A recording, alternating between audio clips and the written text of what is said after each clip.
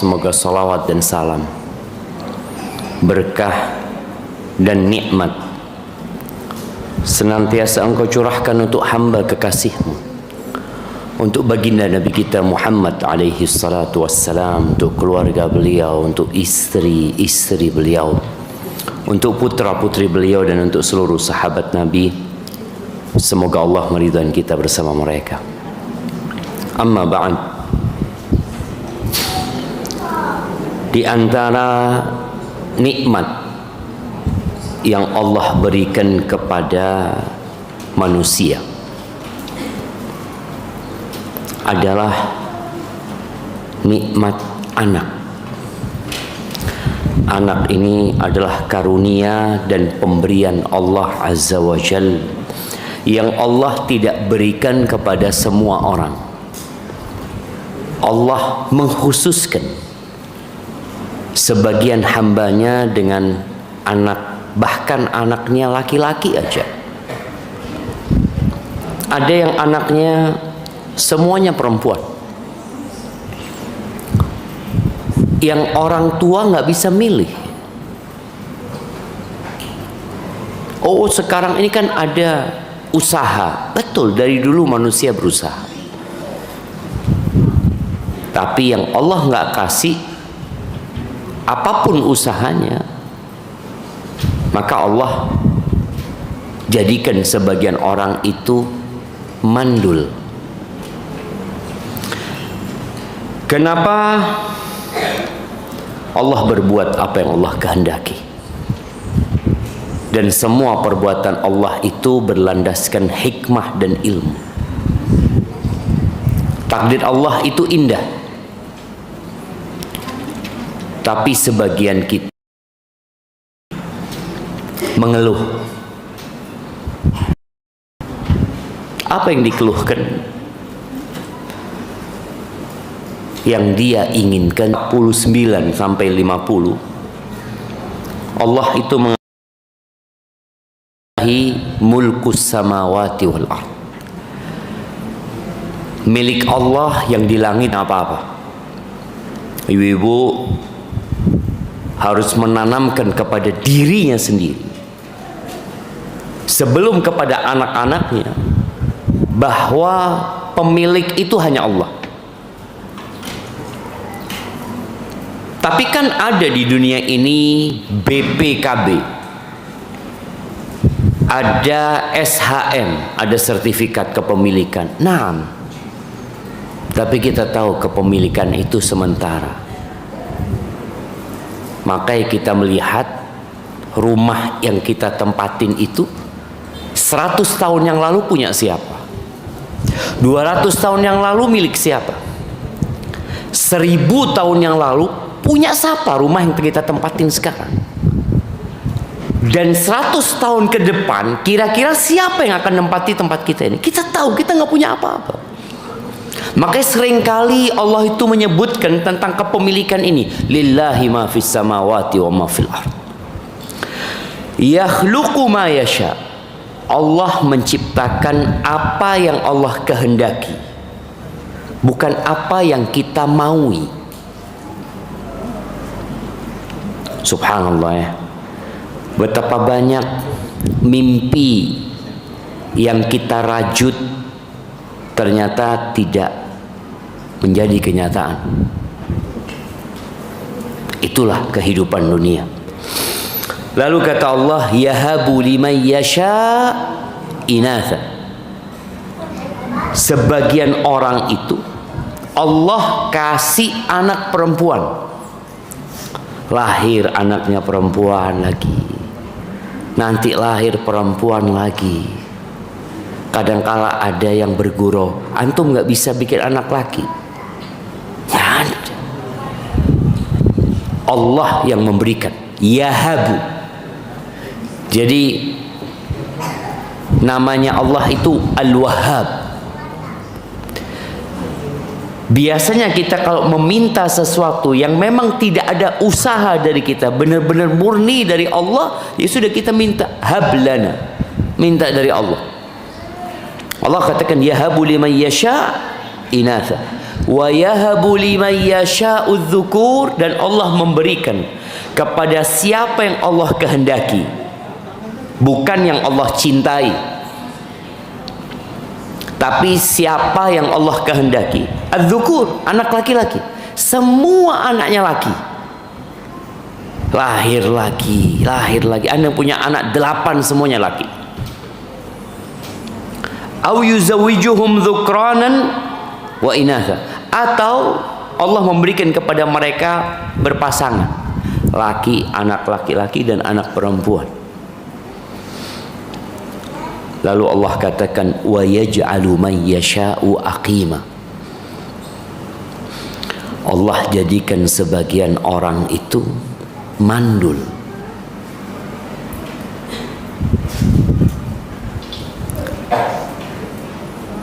Subhanallah. Kalau bicara sebagian orang mandul itu, manusia nggak tahu. Ketika dia menikah, artinya seorang wanita menikah dengan seorang laki-laki, Allah telah tanamkan di diri manusia itu kecintaan kepada anak. Makanya kalau ada istilah nikah tanpa anak, mereka sedang menyelisihi fitrahnya sendiri, maka hidupnya akan menderita. Tapi ternyata setelah berjalan, udah 5 tahun menikah, 6 tahun menikah, 20 tahun menikah, 30 tahun menikah, yang diharapkan tak kunjung tiba. Itulah Allah Azza wa Jalla. Allah tutup firman-Nya ini dengan menyebut namanya, Innahu alimun qadir.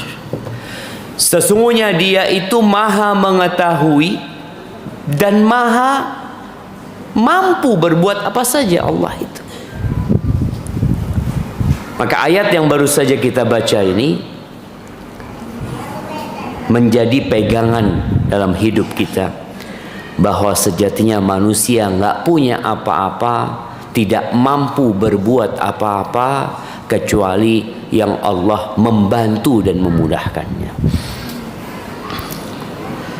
Para nabi berdoa minta anak. Nabi Ibrahim, Rabbi habli minas salihin. Ya Allah, karuniakan kepada aku anak keturunan yang soleh. Minta Nabi Ibrahim, nggak dikasih. Minta lagi, belum dikasih. Tapi karena beliau yakin Allah akan memberi, beliau tidak berhenti berdoa.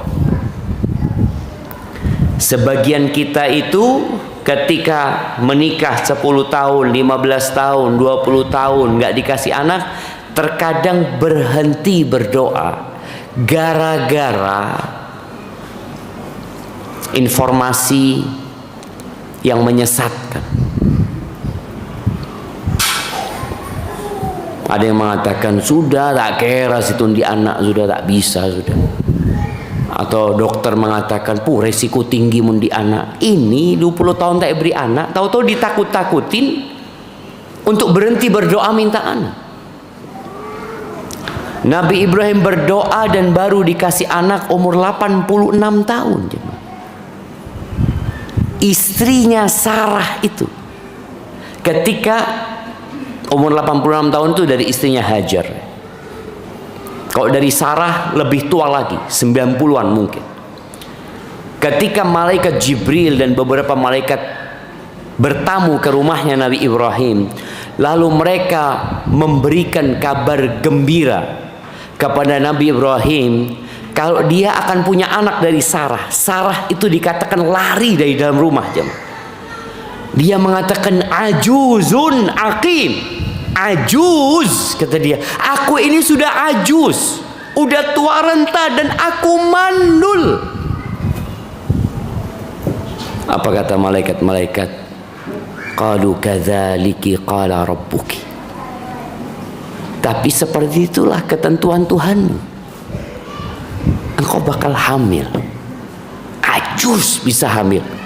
Nah, kenapa? Innallaha ala kulli syai'in qadir. Nabi Zakaria berdoa tanpa pernah berburuk sangka. Di surat Maryam Allah mengatakan dzikru rahmati rabbika 'abdahu Zakaria idz nada rabbahu nidaan khafiyya qala rabbi inni wahana al-'azmu minni washta'ala ar-ra'su shayba wa lam akun bidu'aika rabbi syaqiyya. Ketika Nabi Zakaria doa sembunyi-sembunyi, dia panggil, dia katakan sama Allah, Rabbi inni wahanal admu minni, ya Allah, tulangku sudah lemah, tulangku ini sudah keropos ya Allah, dan rambutku semua sudah menyala dengan uban. Umur 100 tahun Nabi Zakaria berdoa, terus berdoa. Tapi beliau mengatakan, aku nggak pernah kecewa ya Allah dengan berdoa dan memohon kepadamu ya. Ya Allah, jemaah, nggak boleh kita itu berhenti berdoa. Nggak boleh kita berburuk sangka sama Allah, kayaknya Allah nggak mau kasih. Sedangkan Allah mengatakan, ud'uni astajib lakum. Kata Allah, kalian minta sama aku. Berdoalah, memohon kepadaku, pasti aku kabulkan. Tapi sebagian kita keyakinannya kurang. Nabi kita Muhammad alaihi salatu wassalam kepingin punya anak laki, anaknya perempuan, yang hidup 4 perempuan, meninggal 2 laki-laki masih belum balik di kota Mekah. Di kota Madinah, di akhir-akhir kehidupan Nabi SAW, Nabi punya anak dari Maria Al-Qibtiyah. Ketika beliau punya anak satu kota Madinah, dikasih tahu sama Nabi SAW. Beliau mengatakan, alhamdulillah aku dikasih anak sama Allah. Tadi malam aku kasih nama Ibrahim. Ngomong lagi, ngomong terus. Ketika beliau bergembira dengan anaknya, Allah cabut nyawa anak itu. Ahibati fillah, itulah kehidupan. Anak ini nikmat, karunia ilahi. Makanya di surat Al-Kahfi Allah katakan, al-malu wal banun zinatul hayatid dunya. Harta dan anak-anak laki-laki itu adalah perhiasan kehidupan dunia. Ya, sebagian kita mungkin biasa aja dengan anaknya yang sekarang dia punya. Sebagian anak kita mungkin tidak berbakti sama orang tua gara-gara kita tidak bersyukur kepada Allah atas nikmat itu anak. Kita anggap biasa, padahal itu karunia. Orang yang nggak punya anak ingin punya anak, bahkan ratusan juta dia keluarkan demi dia punya anak. Yang dikasih anak nggak bersyukur sama Allah.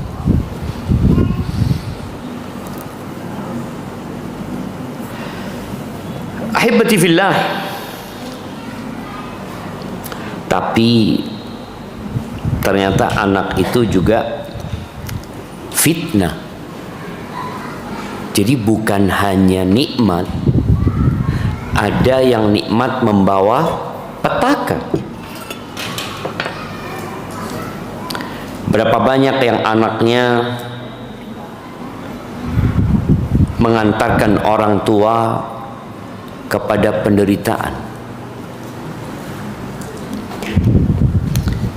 Allah Azza wa Jal berfirman di surat At-Taghabun ayat 14-15. Allah mengatakan, ya ayyuhalladzina amanu inna min azwajikum wa auladikum aduwwan lakum fahdharuhum. Kata Allah Azza wa Jalla, wahai orang-orang beriman, sesungguhnya ada di antara istri-istri kalian, di antara pasangan-pasangan hidup kalian dan anak-anak kalian yang merupakan musuh buat kalian. Allah katakan adu.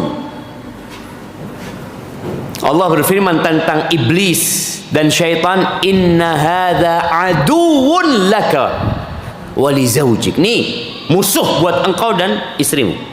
Allah mengatakan itu kepada Nabi Adam ketika beliau di surga. Ini musuh buat engkau dan buat istrimu. Dan Allah mengatakan kepada orang-orang beriman, sesungguhnya ada sebagian dari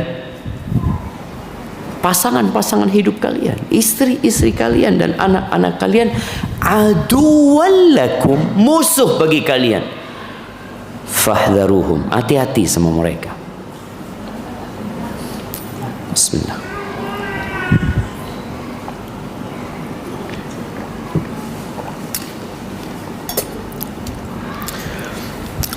Gimana kok jadi musuh? Gimana nikmat membawa petaka? Iya, sering kita merasakan hal itu. Ada yang istrinya atau kok di sini suaminya menghalangi istrinya dari kebaikan. Istrinya mau ngaji, nggak usah. Istrinya ingin berbuat kebaikan, dihalangi sama suaminya. Sebaliknya, ada wanita-wanita yang menjadi penghalang suaminya dari kebaikan. Suaminya sebelum menikah suka puasa Senin Kemis, suka sholat malam. Setelah menikah hilang puasa Senin Kemisnya, hilang sholat malamnya. Siapa penyebabnya? Boleh jadi istri. Dan ada juga anak-anaknya musuh. Kita akan bahas seperti apa sih anak-anak itu jadi musuh buat orang tuanya, supaya orang tua hati-hati menghadapi mereka. Karena Allah mengatakan fahdharuhum, hati-hati kalian menghadapi mereka. Mereka nikmat, mereka menyenangkan, mereka perhiasan, tapi mereka ada yang sebagian musuh. Kalau nggak hati-hati, ya kita yang jadi korban. Wa in ta'fu wa tasfahu wa taghfiru fa innallaha ghafurur rahim. Kalau kalian memaafkan, kalian tidak memberikan hukuman kepada mereka atas kesalahan yang mereka lakukan, atas bisikan-bisikan, ajakan-ajakan keburukan yang diperbuat oleh pasangan hidup kita atau anak-anak kita, wa taghfiru, dan kalian ampuni mereka, sesungguhnya Allah itu Maha Pengampun dan Maha Pengasih. Lalu Allah katakan, innama amwalukum wa auladukum fitnah. Kata Allah, sesungguhnya harta kalian dan anak-anak kalian adalah fitnah. Fitnah itu ujian. Fitnah itu cobaan. Wallahu indahu ajrun azim, dan di sisi Allah ada pahala yang agung sekali. Siapa yang anaknya 15? Ada? Enggak ada. Yang 14? Yang 13? 10 ada insyaallah. Baik, ibu-ibu, ingat, ternyata wanita penghuni surga itu banyak anaknya.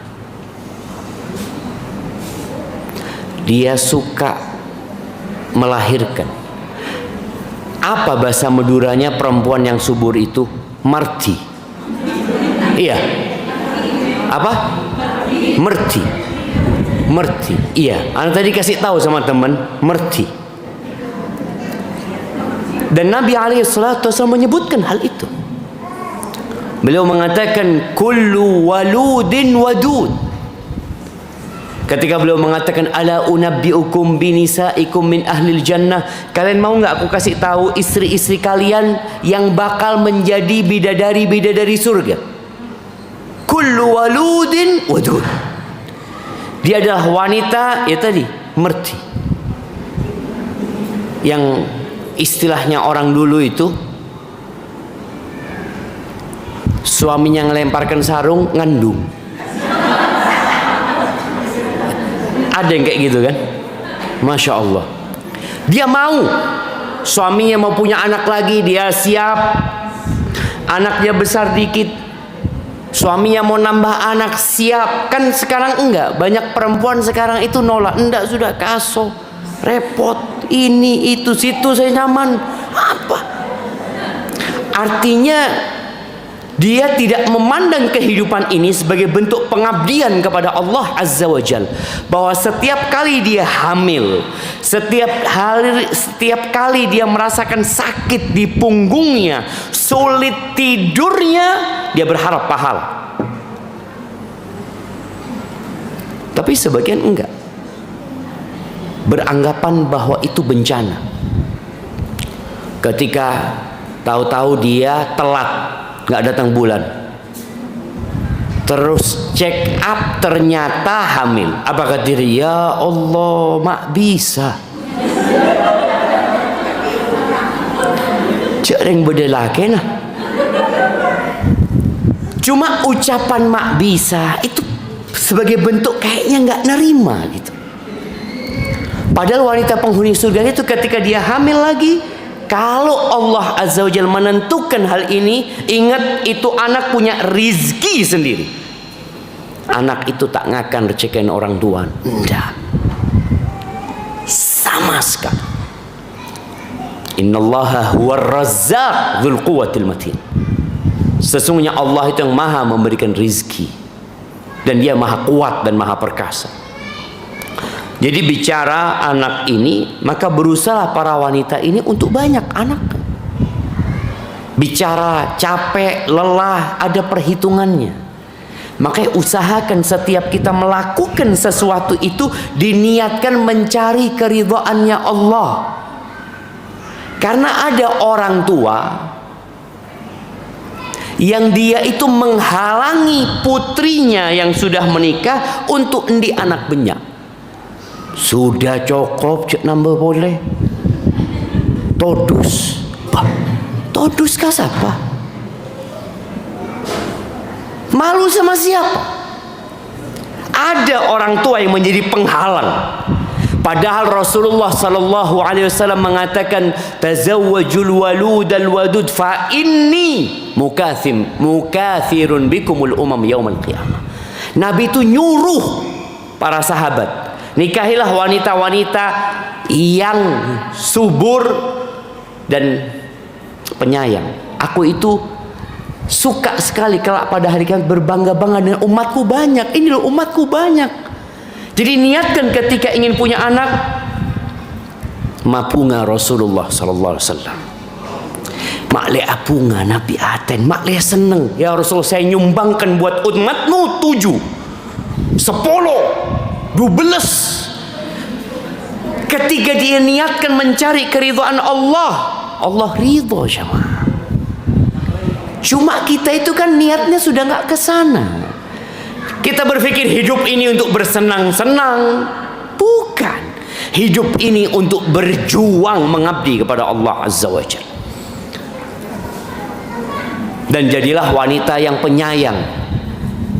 Jadilah wanita yang senang sama anak-anaknya, senang sama suaminya, senang sama anak-anaknya. Jangan sampai banyak anaknya tapi nggak diurus. Karena ada sebagian wanita yang hidupnya sekarang sibuk dengan handphone. Bahkan anak itu memperhatikan. Ada anak yang ngomong sama bapaknya, ayah, aku ngelihat ibu itu kalau ayah datang langsung handphonenya sabuk. Ada ibu-ibu yang kayak gitu, berdelakin sabuk. Suaminya pergi, langsung main handphone. Ahibati fillah, bicara anak itu ujian. Ingat kisah yang Allah sebutkan di surat Al-Kahfi di ayat 80-81,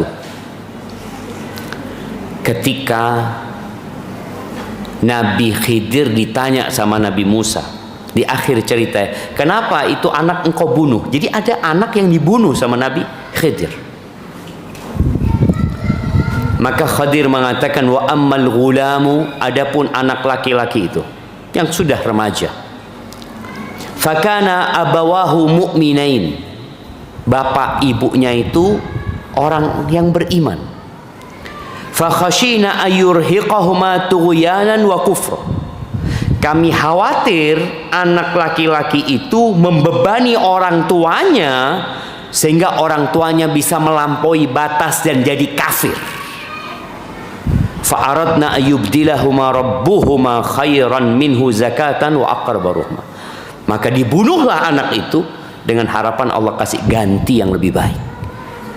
Makanya kadangkala orang tua kalau anaknya meninggal dunia, hendaklah dia berbaik sangka sama Allah SWT.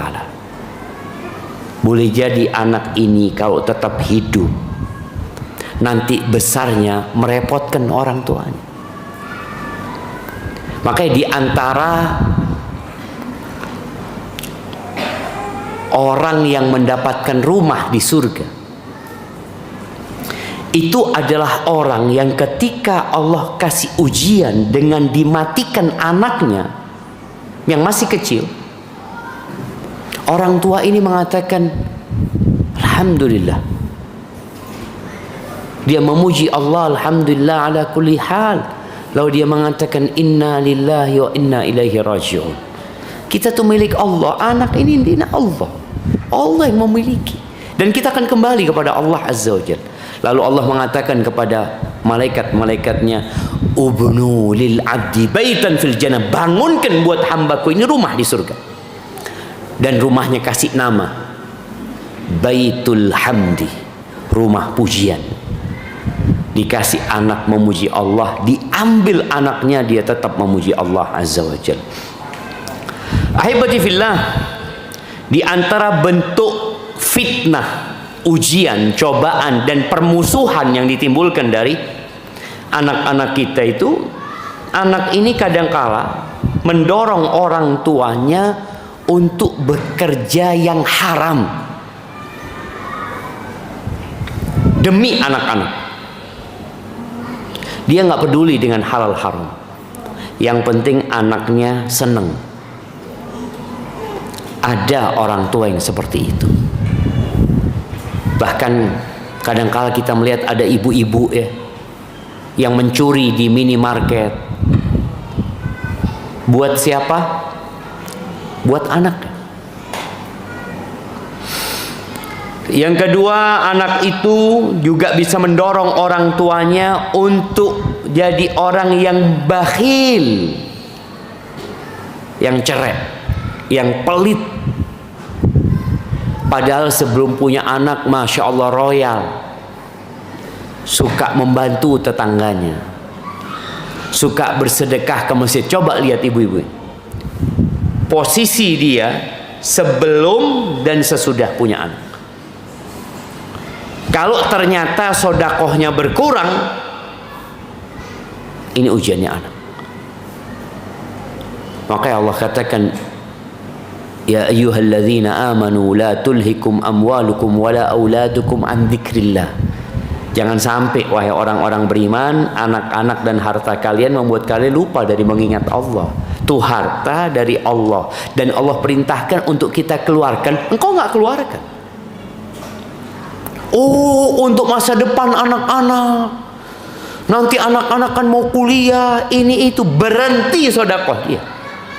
Ketika dia ingat sama anak-anaknya. Makanya bagaimana setan itu datang membisikkan pikiran ketika orang mau sedekah, anakmu lebih pantas mendapatkannya. Oh iya. Mau sedekah, anakmu. Mau sodakoh, mungkin engkau nanti akan hamil lagi, mau punya anak. Sampai anak yang belum datang pun dihitung, yang membuat orang tuanya jadi bakhil. Kemudian anak itu juga bisa mendorong orang tuanya dan mengantarkannya untuk bersikap pengecut dalam membela kebenaran, dalam berjuang di jalan Allah Azza wa Jalla. Dia mengatakan, bu, anak saya masih kecil-kecil ya, gimana kalau saya mati di medan perang nanti, neser kanak-kanak. Anak-anak. Padahal kita tahu anak-anak itu ada Tuhannya yang mengatur dan mengurusi rezeki. Kemudian anak itu juga dapat membuat orang tuanya sakit keras, mentalnya, jiwanya, dan juga fisiknya.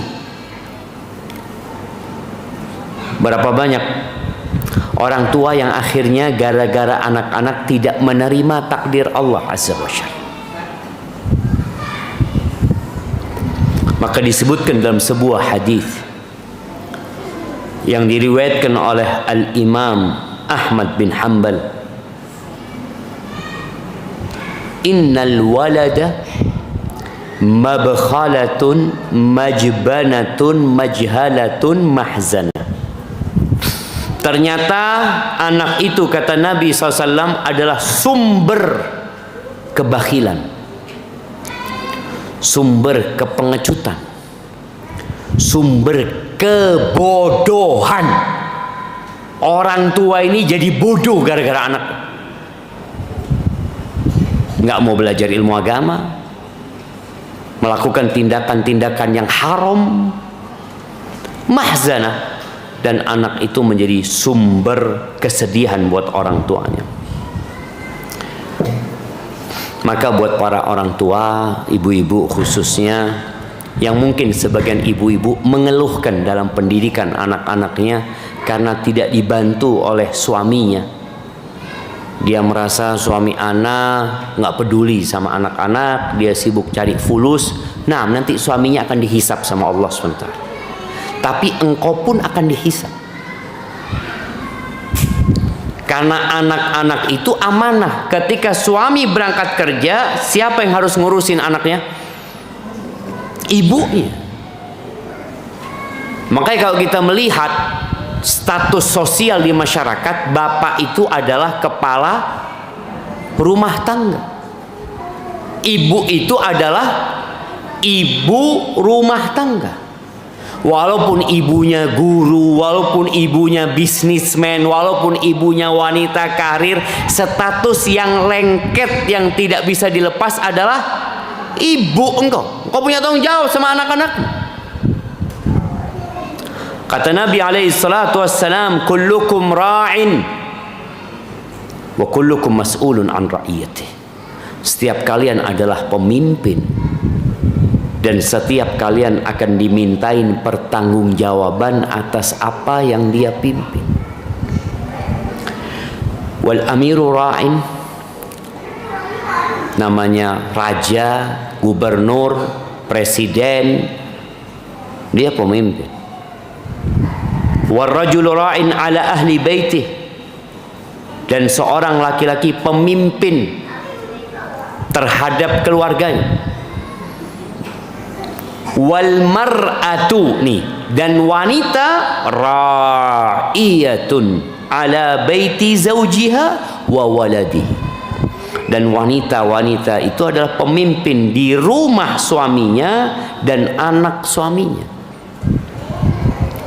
Kadangkala anak itu bukan anak ibunya, anak itu dari istri yang lain.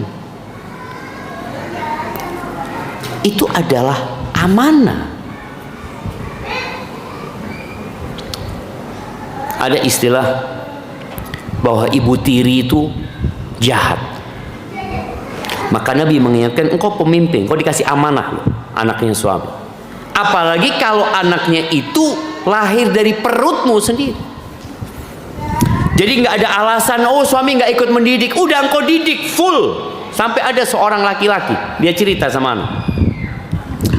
Yang mengatakan, Ustaz, ana banyak melakukan kesalahan dalam kehidupan ini, tapi alhamdulillah ana nggak salah pilih istri.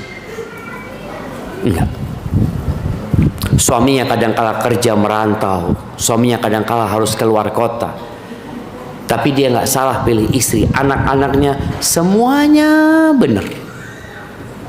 Bukan karena bapaknya. Ya kalau bicara bukan karena bapaknya, juga karena bapaknya. Karena bapaknya nggak salah pilih istri. Dan karena emaknya juga bertanggung jawab dalam rumah itu.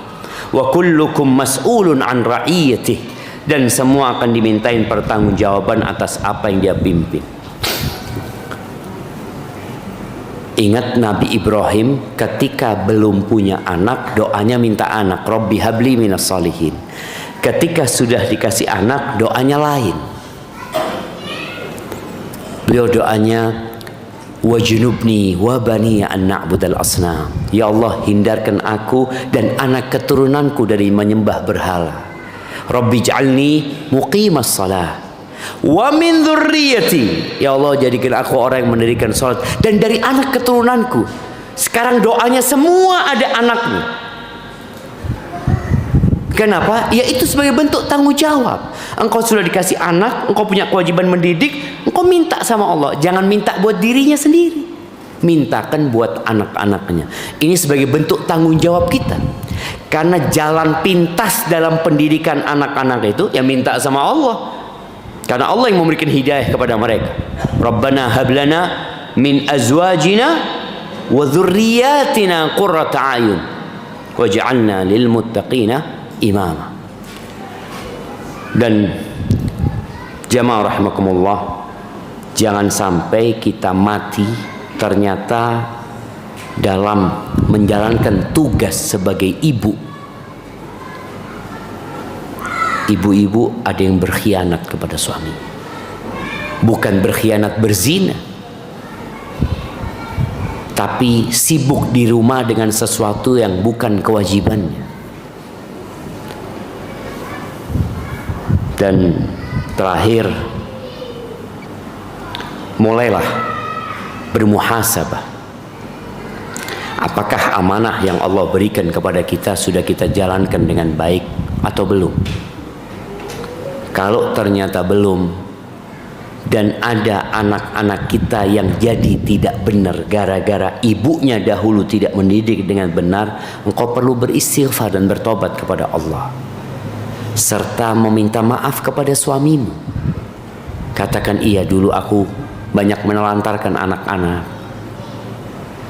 karena kelak pada hari kiamat akan ditegakkan keadilan, ada hisab dan persidangan. Dan semoga saat itu kita bisa menjawab pertanyaan-pertanyaan yang akan ditujukan kepada kita. Hadza wallahu a'lam bissawab. Itu yang dapat Anda sampaikan. Mungkin kita masuk ke sesi tanya jawab. Nah. Bismillah.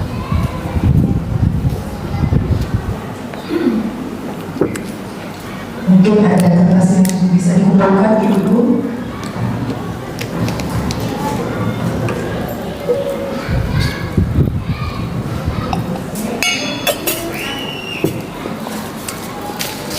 Ada lagi?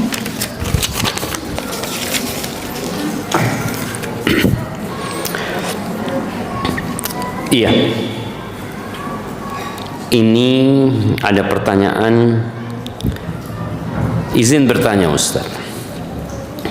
Disebutkan oleh Ustaz bahwa wanita penghuni surga adalah wanita yang banyak anaknya. Lalu bagaimana dengan ibu yang memiliki banyak anak namun tidak sabar dalam mengurus dan mendidik anak-anaknya? Apakah juga akan masuk surga? Lalu bolehkah memberi jarak kelahiran dengan alasan finansial belum stabil? Syukron wa jazakallahu khairan. Naam, ahibati fillah, Rasulullah SAW ketika menyebutkan wanita penghuni surga, beliau tidak hanya mengatakan dia banyak anaknya, tapi beliau menyebutkan kriteria lanjutan. Kullu waludin wadud. Wanita penghuni surga itu adalah wanita yang subur, yang banyak anaknya, dan dia itu penyayang. Wadud. Wadud ini artinya yang mencintai dan dicintai. Dia mencintai anak-anaknya dan anak-anaknya cinta sama emaknya. Yang tentunya orang ini adalah orang yang ngerumat anaknya. Sabar. Bahkan dilanjutkan hadis itu, idza zalamat, kalau perempuan ini menzalimin suaminya, atau dia menyakiti suaminya, atau disakiti sama suaminya, ini wanita penghuni surga ini akan datang kepada suaminya. Dia meletakkan tangannya di tangan suaminya sambil mengatakan, la adzuku bi ghumdin hatta tardah, aku tidak akan memejamkan mata sampai engkau ridha sama aku. Ini wanita penghuni surga. Dan ternyata wanita yang seperti ini jarang.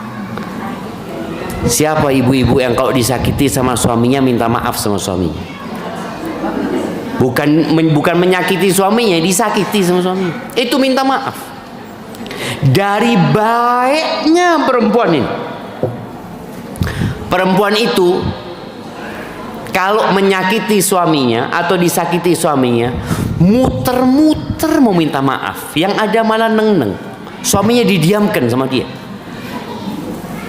Jadi bukan hanya banyak anaknya, tidak. Jadi wanita ini wanita soleha. Tambahannya dia sabar punya anak banyak. Capek punya anak ini. Anak merasakan bagaimana istri anak ketika hamil, ketika mau lahiran, mempertaruhkan nyawanya. Kemudian bagaimana dia harus menyusui anaknya. Capek. Tapi ternyata dengan semua kelelahan itu, dia tetap wadud. Mencintai. Penyayang. Jadi bukan hanya banyak anaknya, tapi tidak penyayang. Dan tidak pandai bersabar. Kalau memberi jarak kelahiran alasan finansial, enggak. Kalau masalah rizki, Allah mengatakan nahnu narzuquhum wa iyyakum. Kami yang memberikan rizki kepada mereka dan kepada kalian. Tadi juga disampaikan bahwa anak-anak kita itu tidak makan dari rizki orang tuanya. Dia makan dari rizki dia sendiri. Makanya ketika seorang wanita umpamanya dia hamil dan dia tahu kondisi ekonominya sedang tidak baik-baik, apa yang harus dia lakukan? Apa jemaah? Kerja, usaha, tawakal. Di antara pintu rizki yang paling dahsyat itu adalah tawakal. Kata Nabi SAW, "Lau annakum tawakkaluna 'ala Allahi haqqa tawakkulihi." Kalau kalian bertawakal kepada Allah dengan sebenar-benarnya tawakal, la razaqakum kama yarzuqut tayr. Pasti Allah akan kasih rizki kepada kalian seperti Allah kasih rizki kepada burung. Burung itu ada yang punya tabungan, ada yang punya kulkas. Tidak ada. Burung itu tidak menyimpan. Dia makan hari itu, ya habis hari itu. Dia dapat makanan hari itu, kata Nabi SAW, taghdu khimasan wa taruhu bitanan. Pagi berangkat lapar, kosong perutnya, pulang kenyang. Besok, ya besok, apa kata besok? Tawakal. Tapi sebagian kita enggak. Bukan berarti menyimpan tidak boleh. Boleh menyimpan harta untuk keperluan, tapi yang tidak boleh adalah bersandar, bergantung, bertawakal kepada harta kita. Bergantunglah kepada Allah Azza wa Jalla. Bismillah, izin bertanya. Istri si fulan selingkuh. Kemudian istrinya mengaku bahwa saat ini dia tengah hamil dan bayi dalam kandungannya adalah hasil zina dengan selingkuhannya. Lalu anak siapakah bayi tersebut kelak? Anak siapa? Jamaah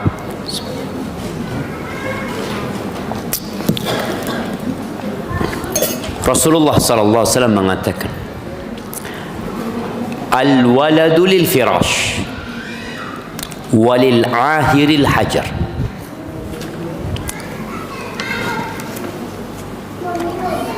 Anak itu ikut pemilik ranjang. Anak itu ikut suaminya perempuan ini selama suaminya tidak menafikan dari anak itu. Dan buat bapak biologisnya yang berzina itu batu, artinya dirajam dia.